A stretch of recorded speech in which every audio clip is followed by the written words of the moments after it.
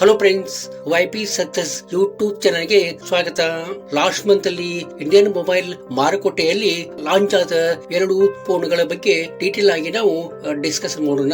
ಈ ಫೋನ್ಗಳು ಮೊಬೈಲ್ ಪ್ರಿಯರ ಗಮನವನ್ನ ಸೆಳೆದಿರುವ ವಿಶೇಷ ಫೀಚರ್ಸ್ ಬಗ್ಗೆ ಈ ವಿಡಿಯೋದಲ್ಲಿ ಡಿಸ್ಕಸ್ ಮಾಡೋಣ.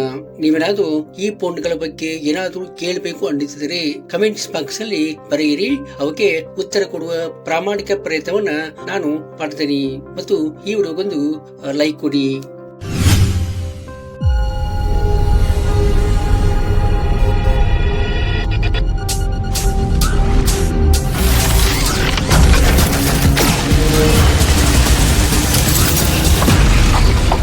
ರಿಯಲ್ಮಿ ನ್ಯೂ 7 SE ಇದಕ್ಕೆ MediaTek Dimensity 8400 ಮ್ಯಾಕ್ಸ್ ಪ್ರೊಸೆಸರ್ ನ ಇದಕ್ಕೆ ಕೊಡಲಾಗಿದೆ. ಇದು ಒಂದು ಪವರ್ಫುಲ್ ಚಿಪ್ಸೆಟ್ ಅಂತ ಹೇಳ್ಬಹುದು.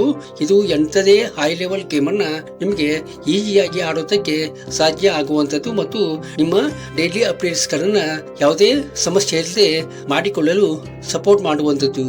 ಇದಕ್ಕೆ 6.78 inches full HD+ LTPO OLED display ಅನ್ನ ಕೊಟ್ಟಿರುವಂತದ್ದು. ಇದು ಒಳ್ಳೆಯ ಡಿಸ್ಪ್ಲೇ ಅಂತ ಹೇಳ್ಬಹುದು. ಇಲ್ಲಿ ಪಿಕ್ಚರ್ ಆಗಲಿ ಅಥವಾ ವಿಡಿಯೋ ಆಗಲಿ ಕ್ಲಿಯರ್ ಆಗಿ ಕಾಣುವಂತದ್ದು. ಇದಕ್ಕೆ 120 Hz ರಿಫ್ರೆಶ್ ರೇಟ್ ಅನ್ನ ಕೊಟ್ಟಿರುವಂತದ್ದು. ಇದು Android 15 ನಲ್ಲಿ ರನ್ ಆಗುವಂತದ್ದು. ಇದಕ್ಕೆ 8GB RAM ಮತ್ತು 256GB ಇಂಟರ್ನಲ್ ಸ್ಟೋರೇಜ್ ಅನ್ನ ಕೊಟ್ಟಿರುವಂತದ್ದು. ಇದಕ್ಕೆ ಎಕ್ಸ್ಟ್ರಾ ಮೆಮರಿಯನ್ನ ಸೇರಿಸೋದಕ್ಕೆ ಸಾಧ್ಯ ಇಲ್ಲ ಅಂತ ಹೇಳ್ಬಹುದು. ಇದಕ್ಕೆ ಆ ಸೌಲಭ್ಯ ಲಭ್ಯ ಇರುವುದಿಲ್ಲ. ಮತ್ತೆ ಇದಕ್ಕೆ ಕ್ಯಾಮ್ರಾವನ್ನ ನೋಡುವುದಾದ್ರೆ 50MP + 8MP ಮೇನ್ ಕ್ಯಾಮ್ರಾವನ್ನ ಕೊಟ್ಟಿರುವಂತದ್ದು. ಇಲ್ಲಿ ಪಿಕ್ಚರ್ ಆಗ್ಲಿ ಅಥವಾ ವಿಡಿಯೋ ಆಗ್ಲಿ ಸೂಪರ್ ಆಗಿ ನೀವು ಮಾಡಿಕೊಳ್ಬಹುದು. ಇದಕ್ಕೆ 16MP ಫ್ರಂಟ್ ಕ್ಯಾಮ್ರಾವನ್ನ ಸಹಿತ ಕೊಟ್ಟಿರುವಂತದ್ದು. ಇದಕ್ಕೂ ಕೂಡ ಬ್ಯಾಟರಿಯನ್ನ ಚೆನ್ನಾಗಿ ಕೊಟ್ಟಿರುವಂತದ್ದು.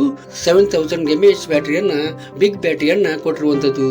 ಇದು ಬ್ಯಾಟರಿ ವಿಷಯದಲ್ಲಿ ಮತ್ತು ಅದರ ಚಾರ್ಜಿಂಗ್ ವಿಷಯದಲ್ಲಿ ಯಾವುದೇ ಸಮಸ್ಯೆ ಇಲ್ಲ ಅಂತ ಹೇಳ್ಬಹುದು.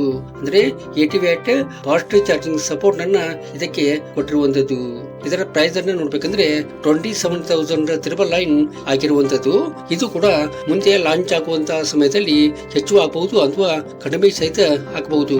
ಅಂದ್ರೆ ನೆಕ್ಸ್ಟ್ ಮಂತ್ ಅಲ್ಲಿ ಇದು ಲಾಂಚ್ ಆಗುವಾಗ ಇದರ ನಿಜವಾದ ಬೆಲೆ ಗೊತ್ತಾಗುವಂತದ್ದು.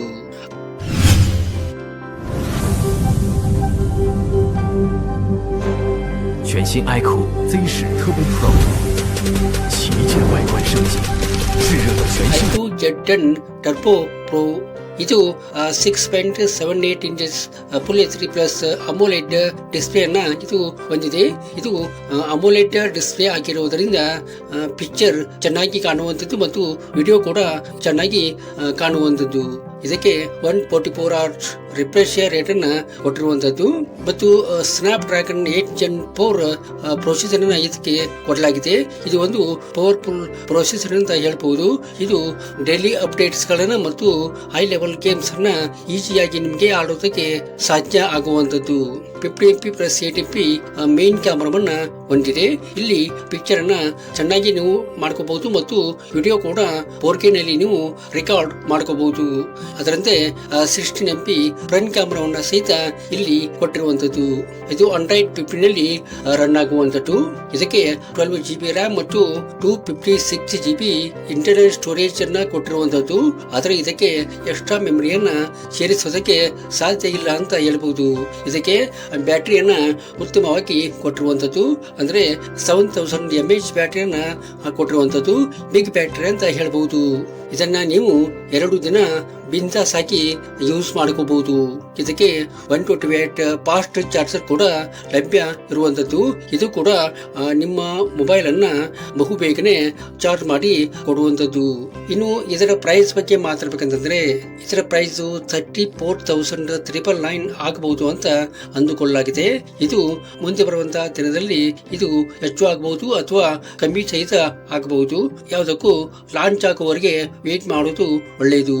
ಈ ವಿಡಿಯೋ ನಿಮಗೆ ಇಷ್ಟ ಆಗಿದೆ ಅಂತ ಅಂದ್ಕೋತೀನಿ. ಇಷ್ಟ ಆದರೆ ಈ ವಿಡಿಯೋಗೊಂದು ಲೈಕ್ ಮಾಡಿ ಮತ್ತು ನಿಮ್ಮ ಫ್ರೆಂಡ್ಸ್ಗೆಲ್ಲ ಈ ವಿಡಿಯೋನ ಶೇರ್ ಮಾಡಿ. Thank you.